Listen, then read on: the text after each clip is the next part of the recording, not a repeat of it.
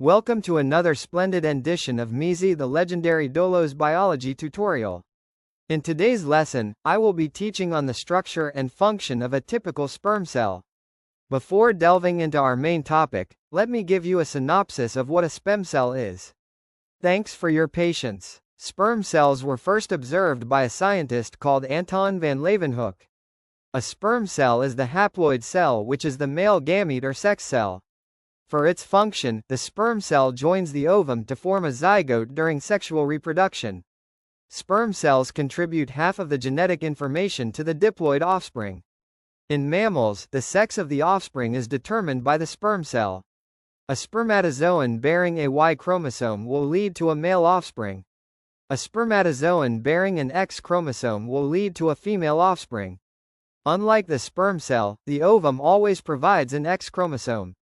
Therefore, I can swiftly say that the sex of a child is determined by the sperm cell. We can now look at the above structure of the sperm cell. The sperm cell is made up of three main parts, as you can see in the picture. They are the head, the middle piece, and the tail piece. Let's now look at the functions of each of these parts. The sperm head, a key component of the spermatozoon, primarily houses the nucleus, which contains male's DNA. It also features a specialized structure called the acrosome, a cap-like vesicle filled with enzymes essential for penetrating the egg. The nucleus in the head of the sperm is important, the most prominent feature of the sperm head, consisting the tightly packed chromatin that carries the male genetic information, the DNA. The acrosome located at the tip of the sperm head is a vesicle containing hydrolytic enzymes. These enzymes are crucial for breaking down the outer layer of the egg during fertilization, allowing the sperm to enter and fuse with the egg's cytoplasm.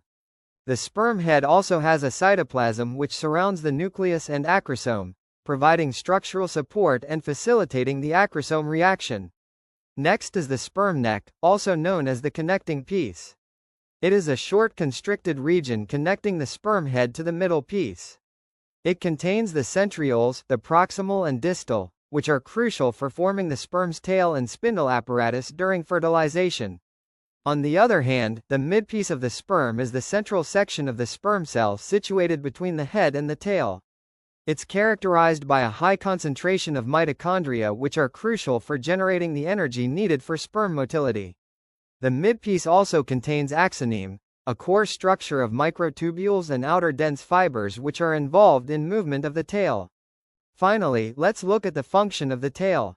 The sperm tail, also known as the flagellum, is a long, slender structure that propels the sperm cell towards the egg. It is composed of a central core called the axoneme, surrounded by accessory structures, and is divided into four main parts: the connecting piece, midpiece, principal piece, and the end piece.